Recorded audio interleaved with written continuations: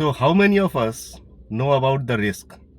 We know that risk actually is a demonized word. Whenever the word risk comes, it means that a lot of negativity comes. And because when we were kids, and that point of time there was no internet, so we used to go to the dictionary, the Oxford dictionary, and in the dictionary the definition of risk is given as something which is unpredictable, unpleasant, unfortunate. So that is risk. So it can create something. It can cause an incident which is not very pleasant to anyone. However, when we talk about the project management, the definition of risk in project management is different altogether. In project management, it is actually an incident or a change, or maybe a kind of you can say like an uncertain event which is predictable, but it's an expected uncertain event which can create an impact on the outcome of the project or the delivery of the product. So as I said, when we think negative about the risk, we have to understand and we have to get into this definition in the project management, which says that it's a uncertain event. Now when the uncertain event comes, I'll ask you one question. What can be an uncertain event? Suppose you started a project and the reinforcement price was around say 60,000 rupees, and it may go like 65,000 rupees per ton. So it's a risk for you because now 5,000 per ton has increased. Is it not possible that instead of 60,000 or 65,000, the price drops to 55,000? Correct, no?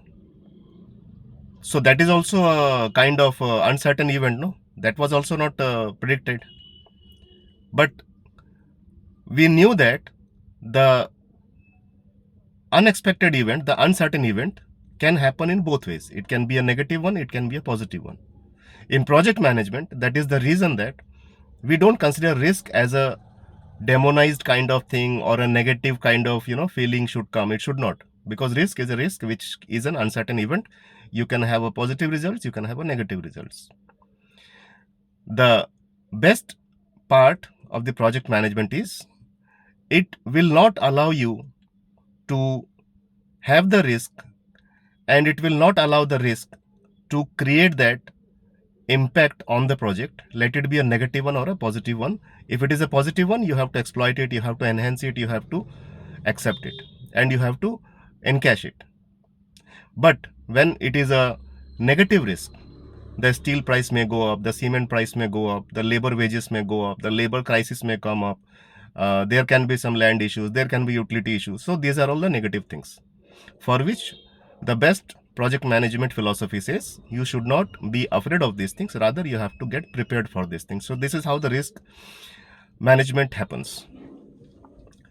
Now when we start a project and you identify the risk in terms of the risk register, the risk matrix, and then you have created the mitigation plan. This is how I am going to mitigate the risk.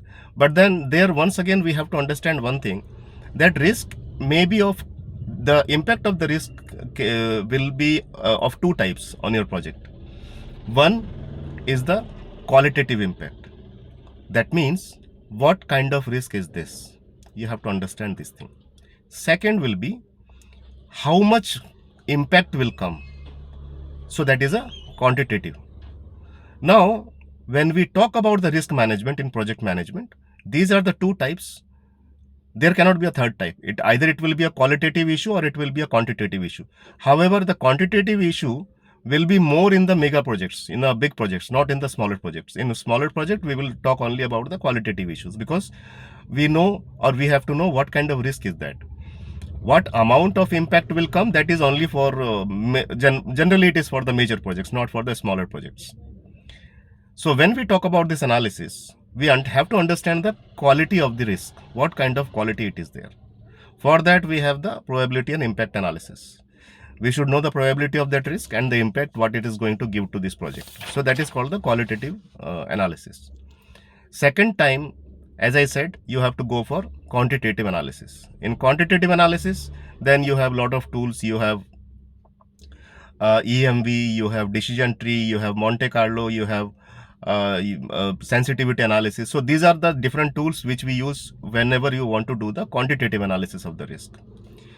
So as I said, risk is something which is not about uh, not about getting afraid of, but it is something about to get prepared, to get ready, and to accept it, either as a negative risk or as a positive risk. So these are the things which I wanted to share. One more thing, we should understand that in a project, what kind of risk can be there? It can be a technical risk, it can be a financial risk, it can be a contractual risk, it can be a resource risk, it can be a labor risk, it can be a any other kind of characteristic in a project. So this is how we deal the risk with. Apart from that, one more important thing which I have to share with you is that monitoring of the risk. It is not like that the project started and today you have created a risk register and this risk register is done and your job is done. No, it is not like that.